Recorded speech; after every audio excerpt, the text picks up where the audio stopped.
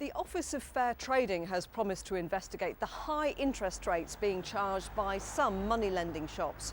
But with a huge increase in the number of online and high street lenders, we decided to visit West Bromwich to find out what local people think. They're taking over our high streets, money lending shops that charge eye-wateringly high interest rates. And where you find the poorest people is where they seem to want to be most. This is a typical high street in 2012. It feels like practically every other shop is offering cash loans. This is all we're getting at West Bromwich now, as you can see, these cash lending places. It's actually spoiling this country, it's spoiling the town. The rates and that they're charging is wicked. Terrible, isn't it? I mean, you know, they seem to be making money, but nobody else does. They're all right. I don't use them specifically. I just walk past them. Like, I know that Street UK's just opened up there, so that's about it really. I was thinking about, I don't know. I do like wonder by them and look. It just draws you in, doesn't it? You know, it's easy. They make it too easy to get it now and harder to pay back. With families in financial crisis, are shops like this the answer to a prayer or the start of a nightmare in a country which already has one of the highest rates of personal debt? Every minute of every working day, one person go bankrupt. Earnings aren't going up, but inflation is. People in Britain owe nearly as much as a country produces. The interest paid in Britain on personal debts per day is 171 million pounds per day. What are they doing with all the money? The increasingly popular payday loans intended to tide you over a short-term crisis are sometimes over a staggering 4,000% APR. The annual percentage rate was never designed to explain small sum short-term loans. And when you buy anything in the high street, you look at the price on the label, don't you? And the price of a payday loan between £10 and £30 for every 100. Frankly, 4,000 odd % isn't ethical, it isn't reasonable, and it isn't necessary. Now it seems a rival is about to step into the payday market.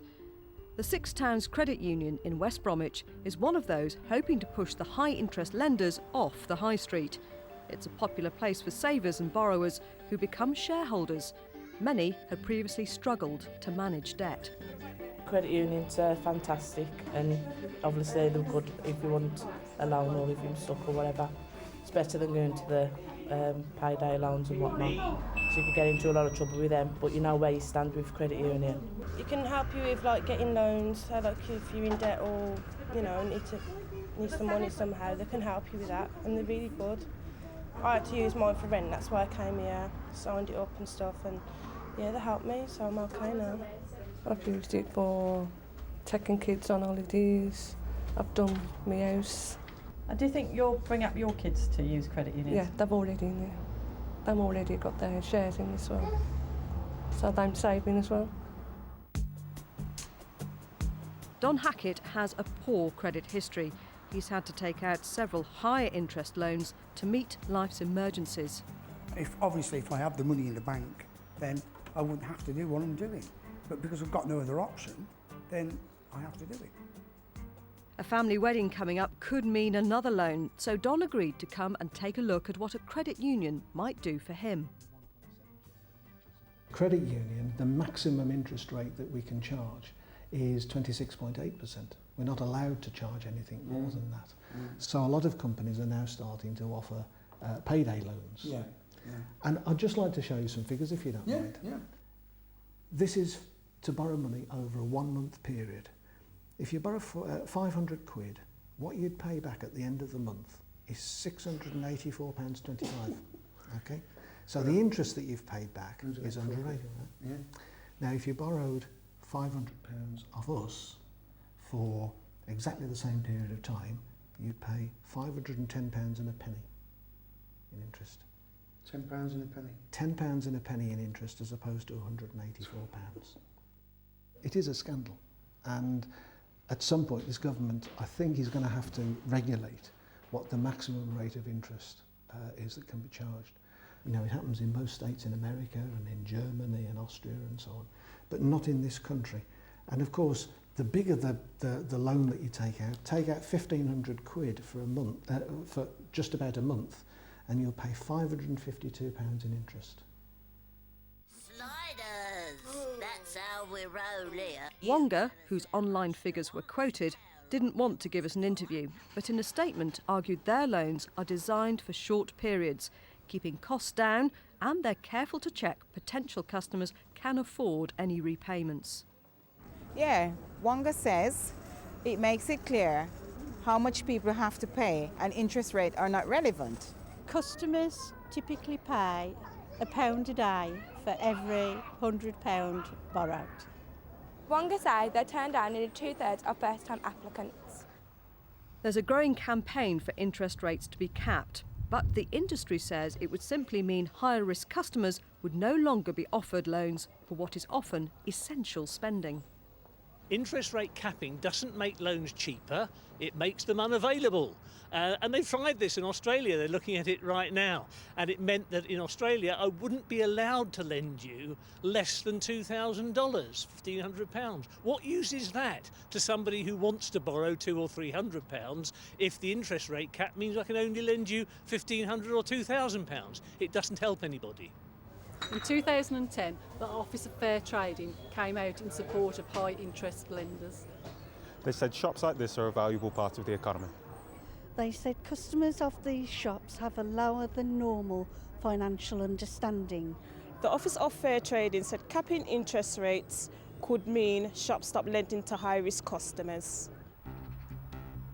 So how realistic is the credit union alternative? Occasionally, credit unions do fail. Among them, Handsworth Breakthrough in Birmingham, which had fewer than 500 members. They blamed poor financial controls and the failure of some borrowers to pay back loans. For some, this illustrates the need to charge high interest rates because of the higher risks taken. Some of our borrowers, regretfully, seemed rather forgetful about repaying the money which they had borrowed from other members. It's completely against the ethos of credit unions, which are mutual enterprises, you know, people helping other people, and it is a breach of trust. We do drive down very hard on people who do not pay, both using bailiffs and using the DWP to recover money through benefits, because it simply isn't good enough if you're providing a service such as we do on the basis of keeping money within a local community and then end up with a situation where that money just gets drawn away by people who have no intention of paying.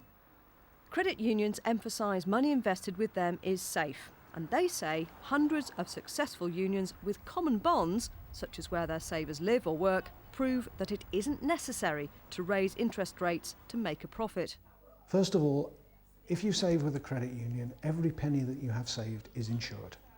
Secondly, because we try to work on the basis of ethical savings and loans, over the last 4 years now, we have paid a dividend of 3.29% on savings, which is just about the best deal on the high street for an instant access savings account. As credit unions increasingly dip their toes into the payday loans market, the campaign for a cap on interest rates continues. The Office of Fair Trading has promised to take another look in the next few months. Well, finally tonight,